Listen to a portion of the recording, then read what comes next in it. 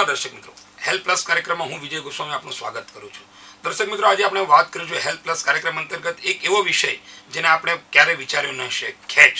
ખેંચ એટલે કહી શકાય, અને તાણ પણ કહી શકાય. ખેંચને અલગ અલગ પ્રકારે લોકોમાં આવતી હોય છે, અને એ સંદર્ભે આપણે ચર્ચા કરીશું ડૉક્ટર કાંતા બોત્રા, જેઓ ખેંચના સ્પેશિયાલિસ્ટ છે. ડૉક્ટર સાહેબ, સ્વાગત છે અમારા સ્ટુડિયોમાં આપનું.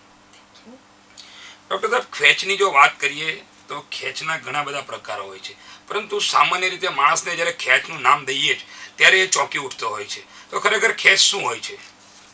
વિજયભાઈ, મેં તમને ખેંચ શું રહી છે કેવું છું એના પહેલાં મેં તમને એક સવાલ પૂછું છું, અને આ મારો સવાલ છે કે વિજયભાઈ, કોઈને ખેંચ આવતા જોશો ત્યારે તમે શું કરશો? કે આ બહુ વાર આપણને એ પણ નથી ખબર રહેતી કે ખેંચ આવે ત્યારે શું કરવું છે. તો મોસ્ટલી સૌથી પહેલાં તો જે ખેંચ આવે કઈ છે ત્યારે આપણે મોસ્ટલી એમ સમજીએ કે કોઈને એકદમ જોરથી અવાજ આવે, એમ થાય. એ જ ટાઈમે કદાચ ક્યારેક જીભ કપાઈ જાય, કપડામાં પેશાબ પણ થઈ જાય, માણસ પડી જાય, એને આપણે ખેંચ કહીએ છીએ.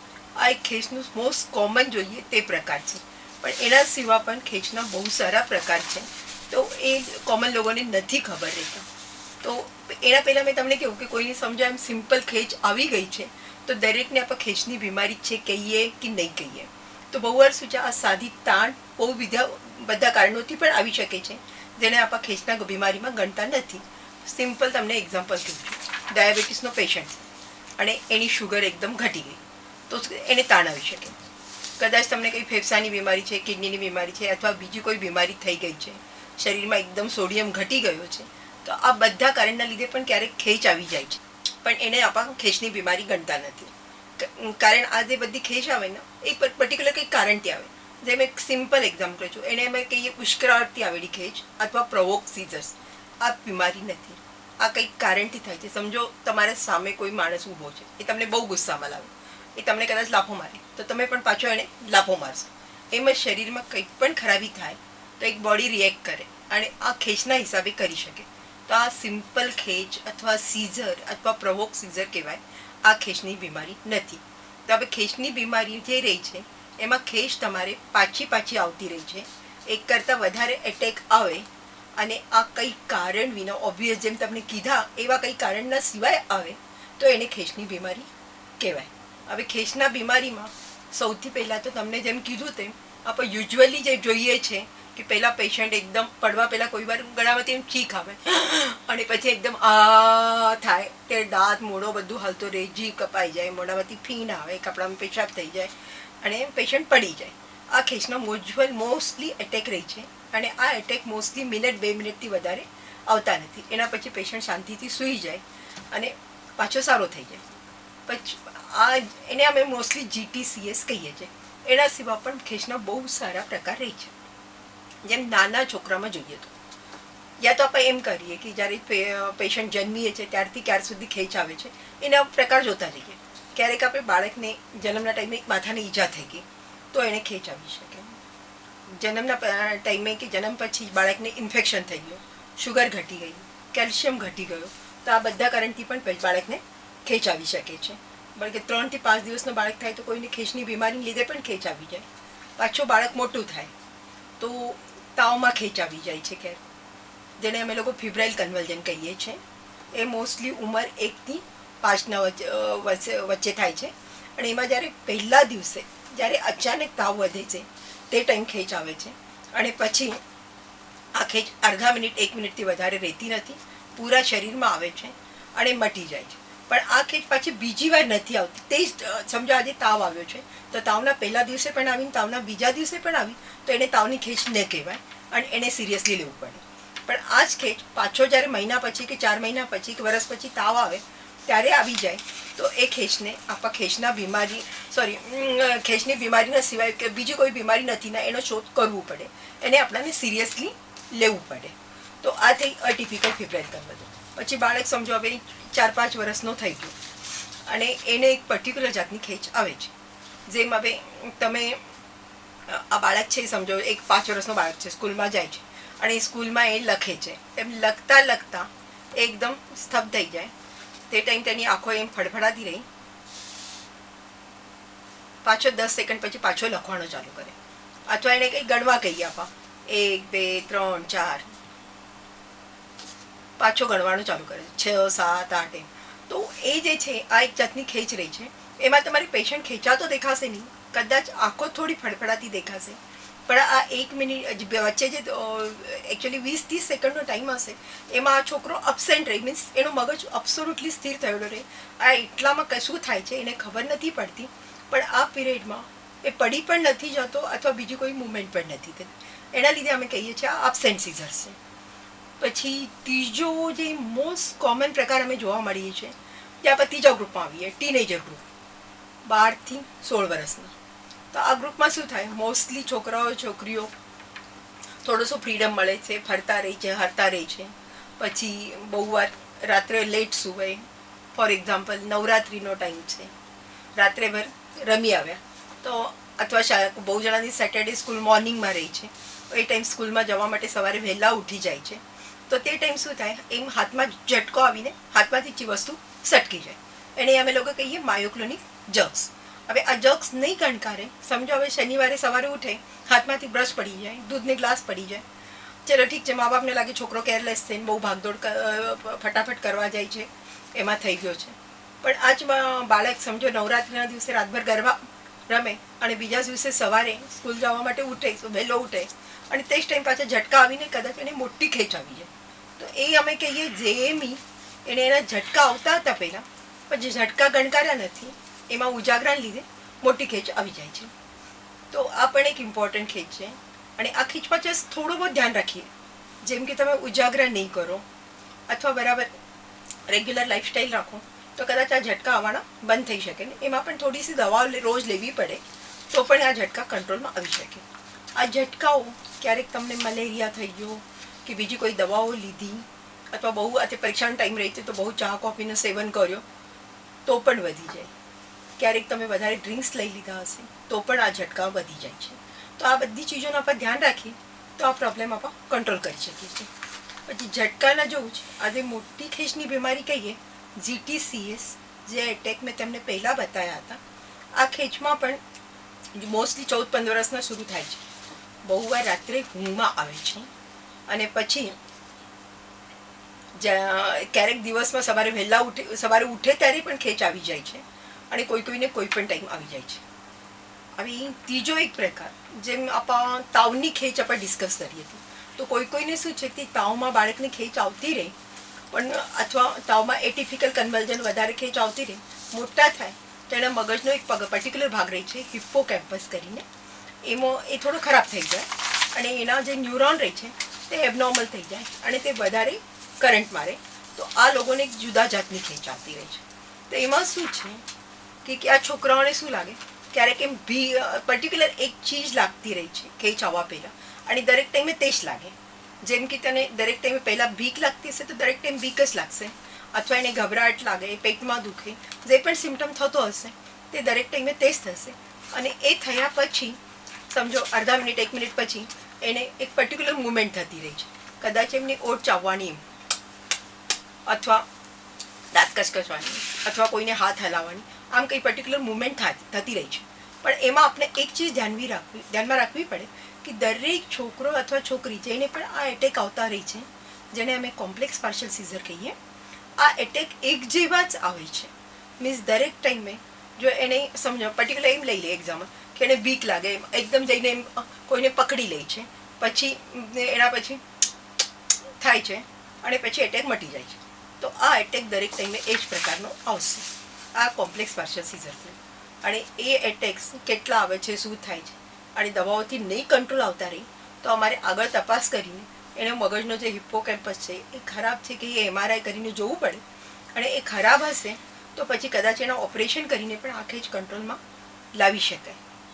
એના પછી હજુ એક પ્રકાર, હવે 16 સમજો હજુ ઉંમર વધી ગઈ, 30 વર્ષનો માણસ છે અને એકદમ એને કંઈ એક જ હાથમાં એમ ખેંચાવા લાગી અને બીજું કંઈ થયો નથી. પછી આ એક હાથની ખેંચ કદાચ ગણકારી નહીં હશે, આધો મિનિટ આવી હશે, 10 સેકન્ડ આવી હશે, તો પૂરા શરીરમાં પછી આ ખેંચ ક્યારેક વધી જાય, અથવા ક્યારેક વારંવાર એક જ હાથ એમ થતો રહે તો ઘરવાળાને કોઈને લાગે કંઈ છે, ડૉક્ટર પાસે તપાસ કરાવે ત્યારે ખબર પડે કે આ ખેંચ આવે છે. એને અમે લોકો સિમ્પલ પાર્શિયલ સીઝર કહીએ. હાથ ખેંચ એક જ ભાગમાં આવે, કોઈને હાથમાં આવે કે પગમાં આવે કે મોઢા પર આવે, જે પણ આવશે તે એક જ સાઈડમાં આવે, એક જ ભાગમાં કદાચ આવે અને નહીં ગણકારે તો વધી જાય. આ ખેંચમાં મગજમાં કદાચ ગાંઠ રહી શકે અથવા કોઈ બોડી બીજી ખરાબી રહી શકે અને આ માણસનો પૂરો તપાસ ઇન્ક્લુડિંગ સીટી સ્કેન, MRI બધું જ કરવું બહુ જરૂરી છે. એના પછી હજુ ઉંમર વધી જાય અથવા એના વચલા ગાળામાં પણ ક્યારેક આપણે તમે સાંભળેલો હશે કે એને ખેંચ આવી ગઈ બચ્ચાને, એક પછી એક 2-3 ખેંચ આવી ગઈ અને તપાસ કરે તો મગજમાં કીડો નીકળ્યો. આ કીડો શું છે? કારણ બહુ કોમન ચીજ, અમે લોકો એને ન્યુરોસિસ્ટી સર્કોસિસ કહીએ છીએ. અને આમાં આ જે કીડો રહી છે, સમજો તમારે સેલેડ વિલેડ સારી રીતે ધોયેલા નહીં હશે ને એમ જ ખાધા હશે તો આ કીડો અથવા તમારે મટન માંસ જે પણ ખાઓ છો તે બરાબર સિજાડો નહીં હશે તો એનામાંથી જે કીડા રહી છે તે તમારા મગજમાં કદાચ ચાલ્યા જાય અને આ કીડો જ્યારે ફૂટી જાય ત્યારે આ કરંટ મારતો રહે છે અને એ હિસાબે આ ખેંચ આવી જાય છે. આ પણ દવાથી ટોટલ સારું થઈ શકે છે. એનો ઈલાજ બહુ સાવધાનીથી કરવું પડે પણ આ નીકળી જાય છે. તો આ કીડાનો પ્રોબ્લેમ રહે છે. પછી કોઈને ટીબી થયેલી રહી તો મગજમાં ટીબી થઈ જાય તો એના લીધે પણ ખેંચ આવી જાય છે. કોઈને HIV પોઝિટિવ રહે તો એના લીધે પણ બહુ સારા કારણથી ખેંચ આવી શકે છે. તો કોઈને એકદમ તાવ આવી જાય, હર્પીસ થઈ ગયો મગજમાં તો પણ ખેંચ આવી શકે છે. તો એમ તો ખેંચના બહુ સારા કારણ છે. હજુ ઉંમર વધે સમજો અથવા એટલા જ ઉંમરમાં તો એનાથી નાના ઉંમરમાં ક્યારેક એક્સિડન્ટ થઈ જાય, બહુ કોમન ચીજ છે. એક્સિડન્ટમાં મગજમાં બહુ માર લાગી ગયો હશે તો પણ ખેંચ આવી જાય છે અને આ ખેંચ કંટ્રોલ કોઈ વાર લાવવાનું બહુ મુશ્કેલ થઈ જાય છે. પણ આના માટે મગજના બહુ મોટું માર લાગવું જોઈએ. એમ થોડું શું માર લાગવાથી નથી થતો, એને બેભાન થવું જોઈએ અથવા મગજમાં મગજના તો નાના ભાગનો કૂચો થયેલો રહેવો જોઈએ તો આ મોટી કે ખેંચની બીમારી માર પછી ચાલુ થઈ જાય. પછી એના પછી સમજો હવે કોઈને મોટો લખવો થઈ ગયો હશે તો લખવા પછી પણ ખેંચ શરૂ થઈ જાય છે. એના પછી મગજમાં ગાંઠ હશે તો પણ ખેંચ આવવાની શરૂ થઈ જાય. અને મગજ નાનો થઈ ગયો હશે, અલ્ઝાઇમર્સ ડિસીઝ તમે કદાચ નામ સાંભળ્યો હશે તો એના પછી પણ ખેંચ આવી જાય છે. ડૉક્ટર સાહેબ, તમે ખૂબ સરસ વાત કરી. બીજી આપણે જ્યારે ચર્ચા કરી જ રહ્યા છીએ ત્યારે ખેંચ આવે ત્યારે સામાન્ય રીતે લોકો ગભરાઈ જતા હોય છે અને લોકો આજુબાજુના લોકો પણ જ્યારે કોઈક વ્યક્તિને ખેંચ આવે છે તો દોડાદોડી કરી મૂકતા હોય છે. તો ખરેખર લોકો ગભરાઈ જાય છે, એનું કારણ શું હોઈ શકે? એકચ્યુઅલી એક તો એક દૃશ્યો જે દ્રશ્ય નિર્માણ થઈ જાય છે તેના લીધે લોકો ડરી જાય છે. પછી બીજી વાત એ છે કે આપણામાં સમાજમાં એકચ્યુઅલી એક ખેંચ મતલબ લોકોના જુદા જુદા કન્સેપ્ટ છે કે ભાઈ એનો મગજ નથી ચાલતો અથવા એ ખેંચ આવે છે મતલબ કંઈ દેવીનો પ્રકોપ થઈ ગયો કે એવું તેવું મગજમાં રહે છે. એ હિસાબે પણ કદાચ એ પ્રોબ્લેમ આવી શકે. બાકી તો ખેંચ આવે ત્યારે એવું કંઈ પણ કરવાની જરૂરત નથી રહેતી. તમારી જેટલી શાંતિ રાખો એટલું સારું. ખેંચ આવતી રહી અને કોઈ પડી જતો રહે તો એને જે સંભાળીને એમ એક બાજુમાં સુડાઈ દો, પછી એક બાજુ ફરાઈ દો તો જે મોઢામાંથી લાળ નીકળતી રહી સાઈડથી નીકળી જાય અને શ્વાસના નળીમાં તકલીફ નહીં થાય. અને બીજી એક વાત કે જ્યારે ખેંચ આવતી રહી ત્યારે તમે મોઢામાં ચમચી, ચપ્પુ અને આંગળી ન નાખો. બહુ વાત મેં જોઉં છું કે પેશન્ટના સાથે જે રહે છે એની આંગળી પૂરી કપાઈ જાય છે. કદાચ મોઢામાં એમ નાખી દે તો આમ થતો રહે, પૂરી આંગળી કપાઈ જાય. તો એ નહીં કરવું જોઈએ. અને એના જગ્યાએ તમારી પાસે જો રૂમાલ હશે તો રૂમાલ એમ કરીને તમારા દાંતના વચ્ચે તમારી આંગળી બાજુમાં રાખીને અંદર રૂમાલ ખોસાઈ દો તો પછી કદાચ તમે જીભ પણ બચાવી શકો અને તમને પણ ઇન્જુરી નહીં થાય. હા ડૉક્ટર, આપણે કહી શકીએ છીએ ઘણી વખત દર્દીઓ કાંદો, ચપ્પલ, કાતર વગેરે સુંઘાડવાથી કદાચ એની મરઘી કહી શકાય. આપણે એને ગુજરાતી ભાષામાં લોકો એમ પણ કહે છે કે મિરઘી આવી છે, મિરઘી આવી છે અને આવું પણ ઘણું કહેતા હોય છે. તો કાંદો, ચપ્પલ ને આ બધું સુંઘાડવાથી ફાયદો થાય છે ખરો? ના, એનાથી કંઈ ફાયદો નથી થતો. એ તો એકચ્યુઅલી કાંદો તમે લઈ આવો, સુંઘાડો એટલામાં 1-2 મિનિટ નીકળી જાય, એટલામાં તો ખેંચનો દોરો પતી જાય, આપણને લાગે સુંઘાડવાથી મળે. એટલે ચોક્કસથી દર્શક મિત્રો આપણે સાંભળ્યું છે ડૉક્ટર સાહેબે કીધું કે કાંદો, ચપ્પલ અને કાતર આ બધી વસ્તુઓ એ આપણી માન્યતા છે. એટલે તમે ખરેખર દર્દી જેને આપણે ખેંચ આવી હોય, મિરઘી કહી શકાય એ આવી હોય, એવા દર્દીને બચાવવા માંગતા હોય તો તમે કોઈ પણ સંજોગે આવા કોઈ પણ નુસ્ખા ન અજમાવતા એને સત્વરે ડૉક્ટર પાસે લઈ જાઓ તો જ એ ડૉક્ટર એને જીવ બચાવી શકશે. બીજી આપણે વાત કરીએ ડૉક્ટર સાહેબ કે નાના બાળકો, હાલમાં જો કહી શકાય તો હાલની પરિસ્થિતિમાં નાના બાળકોમાં ખેંચનું પ્રમાણ ખૂબ જ જોવા મળે છે અને દરેકે દરેક 100% બાળકોમાંથી લગભગ 40-50%માં આ જોવા મળે છે. એ વિશે શું કહેશો? જો નાના બાળકોમાં ખેંચનું પ્રમાણ વધારે છે કારણ એક તો જેમ તાવમાં ખેંચ આવે છે એ બહુ વાર હેરિડિટરી પણ રહે છે, ફાધરને પણ યા મધરને આવતી રહી, બાળકને આવી જાય છે. તો એ એક થયો. અને બીજું કદાચ આપણા અહીંયા ઇન્ફેક્શન બહુ કોમન છે નાના છોકરાઓમાં. એકચ્યુઅલી એમ પણ ઇન્ફેક્શિયસ ડિસીઝ બહુ કોમન છે અને ઇન્ફેક્શિયસ ડિસીઝ સાથે ખેંચ પણ વધારે થાય છે. અચાનક સમજો શ્વાસની તકલીફ થઈ ગઈ અથવા બીજું કોઈ પણ ઇન્ફેક્શન થઈ ગયો, વાયરલ ઇન્ફેક્શન થઈ ગયો, એ મગજ પર ચડી ગયો તો દરેકમાં જ ખેંચ આવી શકે. તો આપણા અહીંયા ઇન્ડિયામાં આ પ્રમાણ હજુ પણ વધારે છે કારણ ઇન્ફેક્શિયસ ડિસીઝ છે. અને ત્રીજું બાળકનો મીન્સ જો ડિલિવરી બરાબર થવી જોઈએ, નહીં ડિલિવરી થાય બરાબર, બાળકને કંઈ ઈજા થઈ જાય ડિલિવરીના ટાઈમે તો એના પછી પણ આ બાળકોમાં ખેંચનું પ્રમાણ વધી જાય છે અથવા ક્યારેક કાયમી બીમારી પણ થઈ જાય છે. તો એ 2-3 કારણે આપણા ઇન્ડિયામાં જરા. ડૉક્ટર સાહેબ, આપણે નાના બાળકોની જો વાત કરીએ કે એમાં ખેંચનું પ્રમાણથી જ્યારે એમના માતા પિતા ખેંચની જે પરિસ્થિતિ જોઈ છે તે જોઈને ગભરાઈ જતા હોય છે, તો આવા માતા પિતાઓને શું મેસેજ આપશો?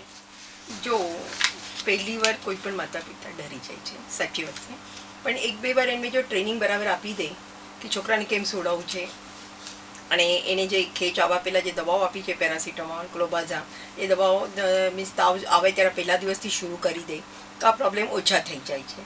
અને મારે બીજું એક કહેવું છે કે સાદો તાવ રહીને અડધા મિનિટની ખેંચ રહી મીન્સ અને પહેલો જ દિવસ રહી, જેમ તમને કીધું પહેલાં પણ મીન્સ ફેબ્રાઇલ કન્વર્જન જો રહી અને સમજો 1-2 વાર આવી ચૂક્યા હશે તો પછી એવું ડરવા જેવું રહેતો નથી. ઇવન દાખલ કરવાની પણ જરૂરત નથી પડતી. એ તો પછી જઈને ડૉક્ટરને મળીને ભાઈ તાવનું કારણ શોધી શકે છે. ડૉક્ટર સાહેબ, બીજી વાત કરીએ કે ગાડી ડ્રાઇવિંગ કરનારા લોકોની જો વાત કરીએ, ખરેખર સૌથી ગંભીર સમસ્યા કહી શકાય કે આજે હાલના સમયમાં જે ગાડી ડ્રાઇવિંગ કરનારા કે એમાં જો કોઈકને ખેંચ આવતું એને ડ્રાઇવિંગ કરતા હોય એવા વ્યક્તિઓ ઘણી વખત એવા કિસ્સા બન્યા પણ છે કે ડ્રાઇવિંગ કરનાર વ્યક્તિના કારણે બીજા જે નિર્દોષ 4-5 લોકો પણ આ ઘટના અકસ્માતનો મૃત્યુ પામતા હોય છે. તો આવા જે લોકો જે ડ્રાઇવિંગ એમને શું પ્રિકોશન રાખવી જોઈએ? જો પહેલી વાત ખેંચ કંટ્રોલમાં નહીં હશે તો ડ્રાઇવિંગ નહીં કરવું જોઈએ. બહુ જણાને રાત્રે ઊંઘમાં જ ખેંચ આવે છે. તો આવા લોકો સમજો 2-3 વર્ષ જસ્ટ ઊંઘમાં જ આવે છે, ખાતરી થઈ જાય, દવાઓ બરાબર લેતા રહે તો કદાચ ડ્રાઇવિંગ કરી શકે. ઇન્ડિયામાં આવા લોકોને પણ લાઇસન્સ નથી આપતા, પણ બહાર ઇંગ્લેન્ડ કે બાકી કન્ટ્રીઝમાં આપે છે. ઇન્ડિયામાં સૌથી મોટો પ્રોબ્લેમ શું છે કે ખેંચ કરીને લખો તો લાઇસન્સ મળતો નથી. તો એના લીધે લોકો શું છે કે ક્યારેય પણ કહેતા નથી કે મને ખેંચની બીમારી છે, એમ જ લાઇસન્સ લઈ લઈને ગાડી ચલાવતા રહે. તો જે ટાઈમ સુધી એક્સિડન્ટ નહીં થાય અથવા કંઈ મોટો પ્રોબ્લેમ નહીં ઊભો રહે ત્યાં સુધી લાઇસન્સ પણ ચાલે ને ગાડી પણ ચલાવતા રહે છે.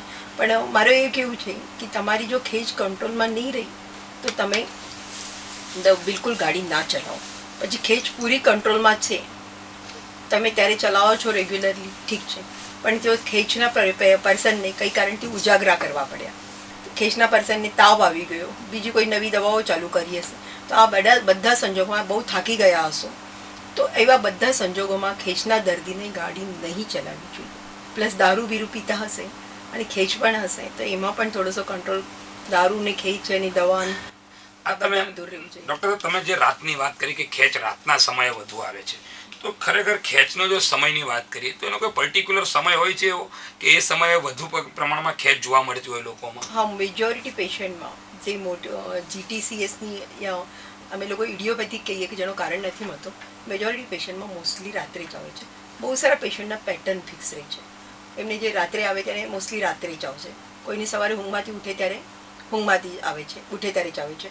જેમ તમને મેં પહેલાં આપણે JMEના બારેમાં કીધું કે માયોક્લોનિક જર્ક્સ આવે છે, તો આ જર્ક્સ જ્યારે તમે ઊંઘમાંથી ઉઠો ત્યારે અડધા કલાકના અંદર આવે છે, પછી એ નથી એટલા આવતા, ત્યાં મોસ્ટલી નથી આવતા. તો એક દરેક જાતના બહુ સારા ખેંચનો પેટર્ન ફિક્સ રહે છે. કોઈ ખેંચનો કંઈ પેટર્ન નથી રહેતો, પણ મેજોરિટી ખેંચ તમારે ઉજાગરાથી વધી જાય છે, તાવમાં વધી જાય છે, બીજી કોઈ બીમારી જેમ મલેરિયા થઈ ગયો અથવા કંઈ માનસિકની દવાઓના ડોઝ વધારે ચાલતા તો એનાથી વધી જાય છે. તો એ સંજોગો કયા છે એ જાણવું બહુ જ જરૂરી છે.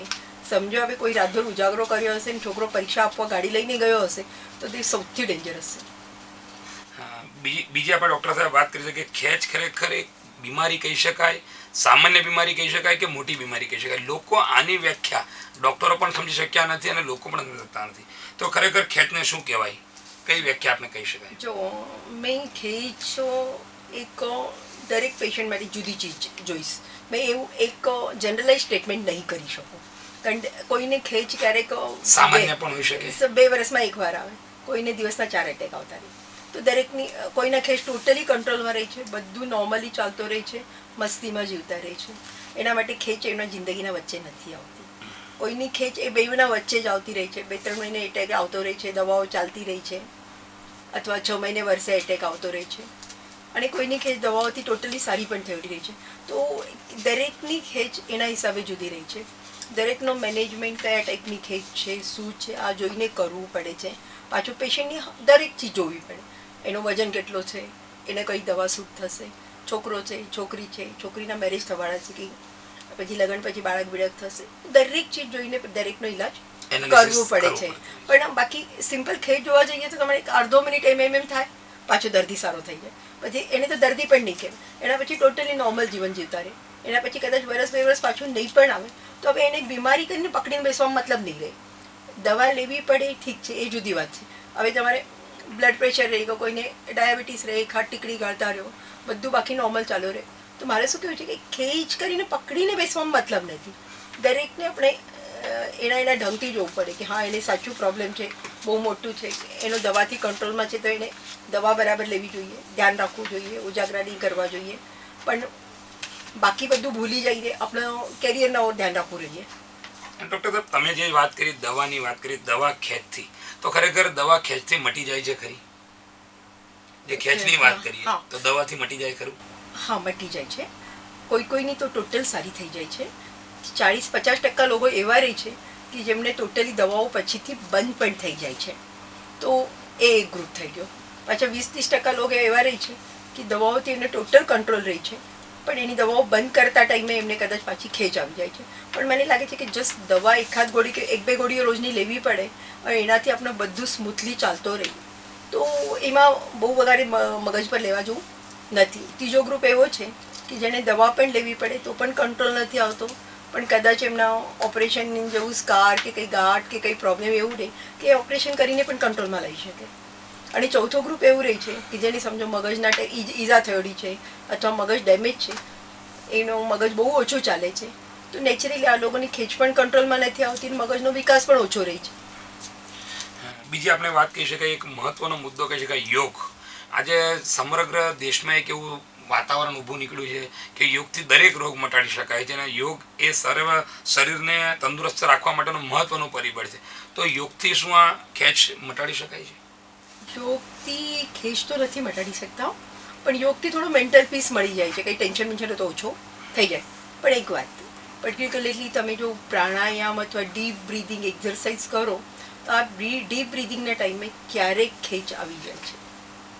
એટલે આપણે વિપરીત કહી શકાય કે યોગમાં તમે તંદુરસ્ત શરીર કરી શકો છો, પરંતુ ખેંચ જેવી વાતમાં ડીપ બ્રીથિંગ, એને જે કહી શકાય પ્રાણાયામ જેવી સમસ્યા, હાઇપર વેન્ટિલેશન કહીને એમ કંઈ કરવું પડે તો જ્યારે આપણે એનાથી કાર્બન ડાયોક્સાઇડ અમે લોકો વોશ આઉટ કરી દઈએ છીએ આ ડીપ બ્રીધિંગ કરીને, તો એમાં ક્યારેક ખેંચ આવી જાય છે. ચોક્કસથી. એટલે આપણે યોગ કરવા સમયે ડીપ બ્રીથિંગ ન કરનાર જે ખેંચવાળા વ્યક્તિઓ છે તેના માટે ડૉક્ટર સાહેબ મેસેજ આપ્યો, ખૂબ સરસ.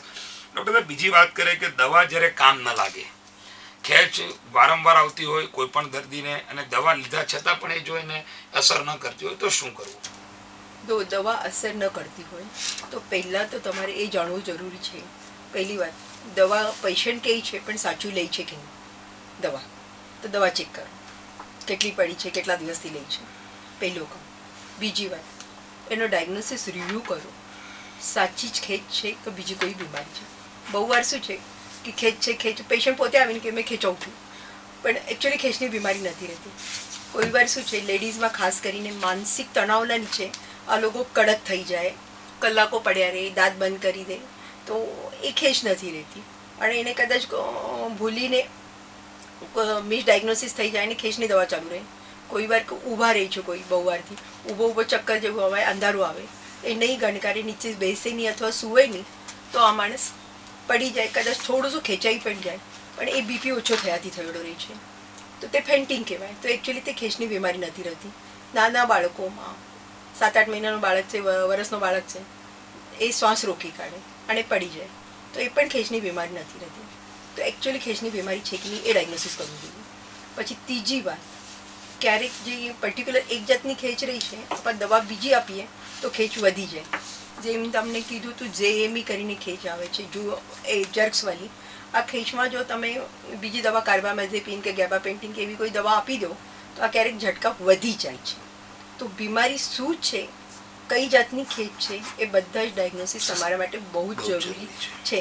પછી આ બધું કર્યા પછી પણ ક્યારેક ખેંચ કંટ્રોલ નથી આવતી. એમાં ઉજાગરા થાય છે કે લાઈફસ્ટાઈલ કેવી છે, દારૂ પીવે છે કે દારૂનું પ્રમાણ કેટલું છે. કારણ બહુ વાર મેં એમ જોયો છે પેશન્ટ દારૂ પીતો રહે તો દારૂ પીવે વધારે દારૂ, પછી દારૂ છે ને આપણો મેટાબોલિઝમ વધારી દે અને જે દવા ખાય છે એ ડાયજેસ્ટ થઈ જાય, એનો ડોઝ લોહીમાં બહુ ઓછો થઈ જાય અને ખેંચની દવા એના પર કામ નથી કરતી. દારૂ પીવાવાળો એકદમ દારૂ બંધ કરી દે તો પણ ખેંચ આવી જાય, તો એને અમે વિડ્રોલ ફિટ્સ કહીએ. તો આ કારણ છે કે એ શોધવું પડે. આ બધા શોધીએ કંઈ પણ કારણ નહીં મળે, દવાની માત્રા ધીમે ધીમે વધારવી પડે. એક દવાથી નહીં કંટ્રોલ આવે એના સાથે બીજી દવા એડ ઓન કરવી પડે અને જોવું પડે, બધું શાંતિથી કરવું પડે. અને આ 2 દવાઓથી પણ નહીં કંટ્રોલ આવતો હશે, કદાચ એના મગજમાં તમારે જે કંઈ ઓપરેશન કરવા જેવી ચીજ દેખાય કે જોવું પડે એવું હશે તો એ કરાવવું પડે. તો પહેલાં તો આપણે મીન્સ એક સ્ટેપ વાઇઝ કરવું પડે. એક જસ્ટ પેશન્ટ આવીને કહે કે મારી દવાથી કંટ્રોલ નથી કે તુરંત માનીને નહીં ચાલે. અને દવાની માત્રા બ્લડમાં કેટલી છે એ પણ એટલી જ જરૂરી છે. દવાની માત્રા ઓછી પડતી હશે તો પણ ખેંચ આવી શકે છે. ડૉક્ટર સાહેબ, બીજી જે વાત કરીએ ખેંચ ન આવે, ખરેખર એ માટે શું કાળજી રાખવી જોઈએ, જે ખેંચ આવનાર વ્યક્તિ કે તેના સગા સંબંધીઓએ? જો સૌથી ઇમ્પોર્ટન્ટ ચીજ, દવા બરાબર લો, ઊંઘ પૂરતી લો. સમજો કોઈ કારણથી તમારે 2 વાર દવા લેતા હશો, સવારની ગોળી ભૂલી ગયા, બપોરે ધ્યાનમાં આવે તરત લઈ લો. પાછો રાત્રિનો જે ડોઝ હશે તે ટાઈમે લઈ લો. એટલું ધ્યાન રાખો. ખાસ ઊંઘનું ધ્યાન રાખો. ઊંઘ બરાબર થતી રહે અને દવાઓ રેગ્યુલર લેતા રહો તો મેજોરિટી પેશન્ટમાં, એટલીસ્ટ 70% પેશન્ટમાં તમે ખેંચ કંટ્રોલમાં લાવી શકો છો. બીજી ડૉક્ટર સાહેબ વાત કરીએ, જે લેડી પેશન્ટની તમે ખૂબ સરસ વાત કરી થોડા સમય પહેલાં કે લગ્ન ગ્રંથિ, જો જે એક મહિલાની વાત કરીએ કે જે કોઈક પણ જે બાળકી કે સ્ત્રીની વાત કરીએ, એને જ્યારે આ ખેંચની સમસ્યા હોય અને યુવાન અવસ્થામાં જ્યારે લગ્ન કર્યાની વાત આવતી હોય છે, ત્યારે જો આ પ્રકારની સમસ્યા હોય તો એના વાલીઓએ કયા પ્રકારની સાવધાની રાખવી જોઈએ? જો પહેલી ચીજ, આપણા બાળકીને ખેંચ આવતી રહી તો દવાઓ કરો ચાલો, પછી એનો ભણતર પૂરો કરો અને જ્યાં તક થઈ શકે છોકરીને પગ પર ઊભી કરવાની કોશિશ કરો, સૌથી ઇમ્પોર્ટન્ટ છે. પછી મેરેજ એનો થઈ શકે છે જો બીમારી કંટ્રોલમાં હશે, છોકરી ભણતી હશે, મતલબ મગજ સારું ચાલે છે, મીન્સ એવું કંઈ છોકરીમાં કંઈ ખામી નથી તો લગ્ન નહીં કરવા જેવું કંઈ જ નથી, લગ્ન થઈ શકે છે. બસ આપણા ત્યાં એક જ પ્રોબ્લેમ રહે છે કે જ્યારે પણ લગ્ન કરે ત્યારે સામેવાળાને કહેતા નથી. તો હવે અને આ પણ વાત છે કે જો સામેવાળાને કહે તો કદાચ સામેવાળો પણ તૈયાર નહીં થાય, તો આ પ્રોબ્લેમ કેમ સોલ્વ કરવાનો? તો મને લાગે જો લગ્ન નક્કી થઈ જાય તો એટલીસ્ટ છોકરીને છોકરાને જાણ કરાવી દેવી જોઈએ. જો બેઉના 2-3 મીટિંગ થઈ ગયા હશે, એ થઈ ગયો હશે તો થઈ શકે તો જ્યાં તક થઈ શકે મેરેજ પહેલાં જાણ કરાવી દેવી જોઈએ, તો બેઉનો એકબીજા પર વિશ્વાસ રહે. અને પછી જે બીજા પ્રોબ્લેમ આવતા રહી મેરેજ પછી, એમાં તો તમારે બહુ સારા પ્રોબ્લેમ સોલ્વ થઈ જાય. નહીં તો પછી શું થાય છે કે આપણી જે છોકરીઓ બહુ વાર લગ્ન થયા પછી ગર્ભનિરોધક ગોળીઓ લે છે. હવે આ ગર્ભનિરોધક ગોળીઓ જ્યારે લે છે ત્યારે આ ખેંચની દવા પર ખેંચના દવામાંથી કોઈ દવાઓ એવી છે તે સાથે લેતા રહે તો આ ગર્ભનિરોધક ગોળીની માત્રા બ્લડમાં ઓછી થઈ જાય અને આ ફેલ જાય અને બાળક રહી જાય પેટમાં. પછી બાળક રહી અને એ આવી છોકરીને એવું લાગે કે હા મેં ગોળી લેવું છું, પછી આ બાળક રહી જાય તો છોકરી ડરી જાય, મેં શું કરું, હવે મેં ગોળીઓ લેવું છું, મારા બાળકને નુકસાન થઈ ગયું તો શું કરું. બહુ વાર એ બીકમાં યા તો ગોળીઓ બંધ કરી દે અને સમજો સાસરામાં હશે તો કોઈને કંઈ કહેતા પણ નથી અને ત્યાં પછી ગોળીઓ પણ બંધ હશે તો ખેંચ આવી જાય અને પછી બધી સિચ્યુએશન એકચ્યુઅલી મીન્સ એ થઈ જાય, ક્રાઇસિસ એકદમ થઈ જાય ઘરમાં અને કદાચ એમ લોકોને ખબર પડી જાય કે પહેલાંથી બીમારી થતી છે તો પ્રોબ્લેમ થઈ જાય. પછી કોઈ વાર આપણા અહીંયા પ્લાનિંગ પણ નથી કરતા, છોકરી પ્રેગ્નન્ટ રહી જાય તો પ્રેગ્નન્ટ રહી જાય તો એ બેમાંથી એક કામ કરે, યા તો ખેંચની ગોળી બંધ કરી દે તદ્દન, ગોળી બંધ કરે તો ખેંચ આવી જાય તો સાસરાવાળાને ખબર પડી જાય અને અથવા પછી ગોળીઓ પણ ચાલુ રાખે અને બહુ વાર પ્રેગ્નન્ટ થાય તો આપણા અહીંયા ઇન્ડિયા એટલે આપણે એવું કહી શકાય કે બંને પક્ષે જો વ્યવસ્થિત આ સમસ્યાને સમજી લેવામાં આવે. હા, તો એ જ મેં કહેવા માંગુ છું. તો 3-4 આપણા ત્યાં 4 મહિના અને 5 મહિના નહીં થાય તે ટાઈમ સુધી ડૉક્ટર પાસે જતા નથી, તો એને આપણાની જે દવાઓની જે ઓછી જરૂરત છે યા દવા ઓછી કરવાની રહી છે તે પહેલાં 3 મહિનાના કરવાની રહી છે. તો મારા તો દરેક પેશન્ટને મેં કહું છું મેરેજ કરવા પહેલાં મને આવીને મળો, કન્સલ્ટિંગ કરો, તમને બધું ગાઈડલાઈન આપું છું. ફોલિક એસિડ જેવી ગોળીઓ ચાલુ કરીએ છીએ, દવાઓ કદાચ બદલી કરીએ છીએ તો પછી પ્રેગ્નન્સીમાં કંઈ પણ પ્રોબ્લેમ નથી આવતો. બાળક એકદમ સરસ ડેવલપ થાય છે. બાળકને પછી દૂધ પણ પીવડાવી શકે માતા અને કંઈ પ્રોબ્લેમ નથી થતો.